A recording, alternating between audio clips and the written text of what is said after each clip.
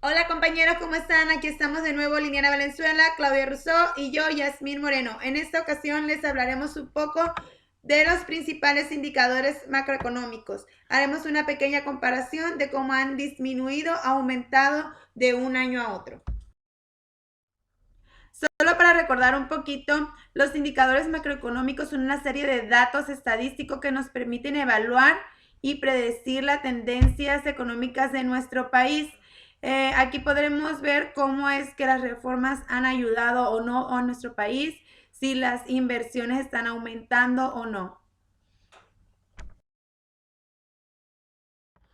Uno de los indicadores macroeconómicos importantes es el PIB, que es el valor monetario de los bienes y servicios producidos en una economía en un periodo de tiempo determinado. Este indicador ayuda a medir el crecimiento o decrecimiento de una economía como conjunto de un país en un periodo de un año. También puede ser medido en periodos trimestrales, de lo cual diversos analistas y empresas generan sus expectativas sobre el comportamiento de la economía. A continuación tenemos un cuadro comparativo de lo que son el PIB en lo que es las importaciones y exportaciones que ha tenido México del 2012 al 2017. Otro indicador importante es la inflación. Como ya sabemos, es el aumento generalizado y sostenido de los precios de bienes y servicios de un país, medido en un rango de tiempo determinado. En este país nos basamos en el precio de los productos de la canasta básica. También está la deflación, que sabemos que es lo contrario.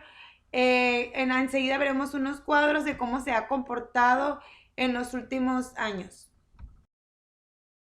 En la siguiente tabla tenemos una comparación de la inflación con el índice del precio al consumidor. En mayo del 2016 era de 2,597%, para febrero del 2017 subió a un poco más del 4%.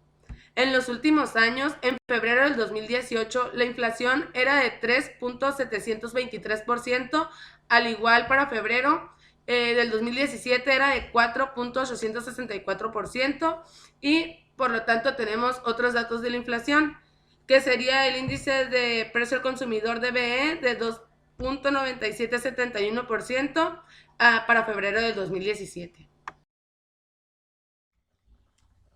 La tasa de interés es uno de los indicadores que los bancos centrales llevan a cabo con el objetivo de regular la liquidez en el sistema financiero.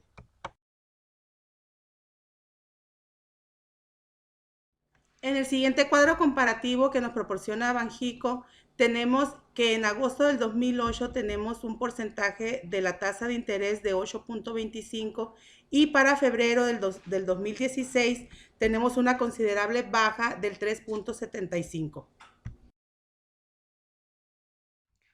La tasa de desempleo es el indicador que nos dice qué cantidad de la población económicamente activa está en busca de un empleo y no lo encuentra.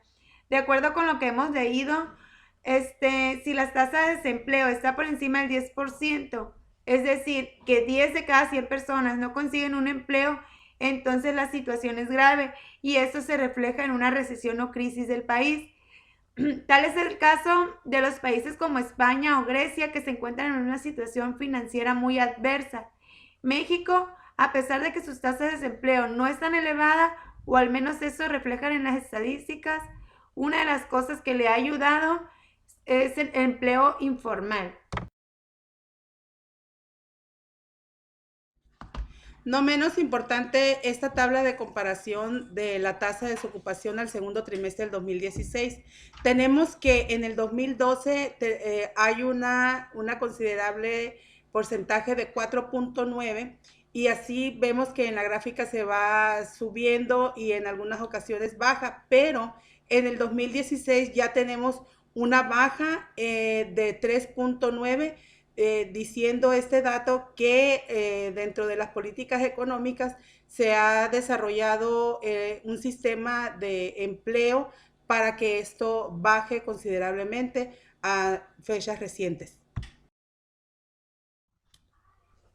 El riesgo país es un indicador sobre las posibilidades de un país emergente de no cumplir en los términos acordados con el pago de su deuda externa, ya sea el capital o sus intereses.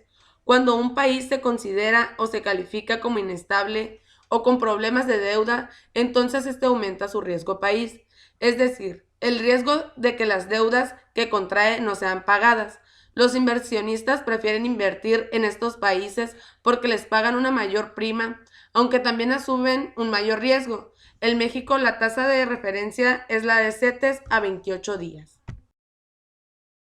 Por último, y no menos importante, los indicadores del sector servicios son los datos que corresponden a una parte del resto del sector terciario que no se incluyen en las empresas comerciales.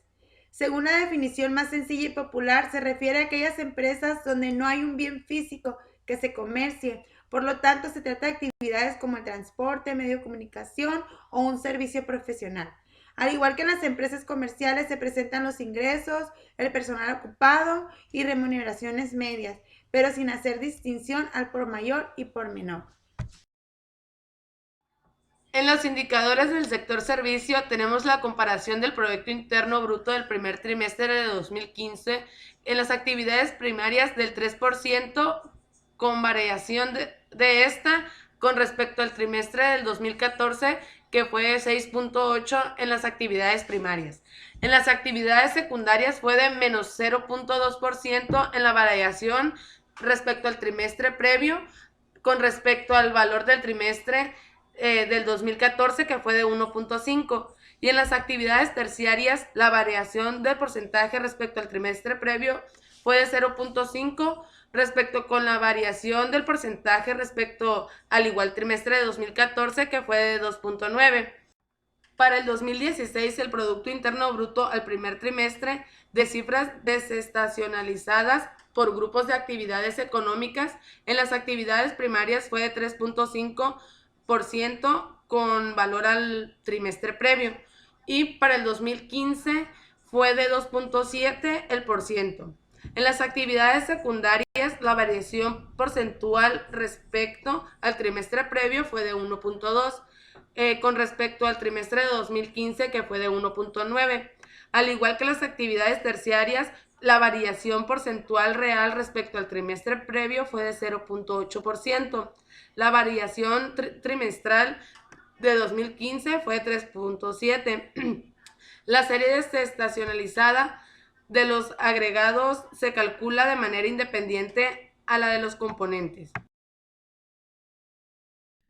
México como economía emergente ofrece muchos beneficios en comparación con otros países igualmente considerados. Entre sus fortalezas importantes... ¡Se va a escuchar los pinches ojos! México como economía emergente ofrece muchos beneficios en comparación con otros países igualmente considerados. Entre sus fortalezas más importantes destacan un clima atractivo de negocios, la seguridad jurídica, una de las mayores redes de acuerdos de libre comercio en el mundo, presencia de grupos industriales altamente desarrollados, la cualidad de ser la segunda economía más grande de toda América Latina. Puede ser que, precisamente por la ausencia de resultados en determinadas áreas, casi todo el mundo sea optimista sobre México, excepto los propios mexicanos.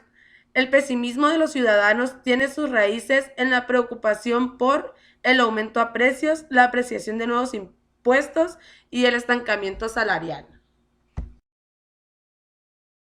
A nombre de mis compañeras, les doy las gracias. Espero que nos hayan puesto atención.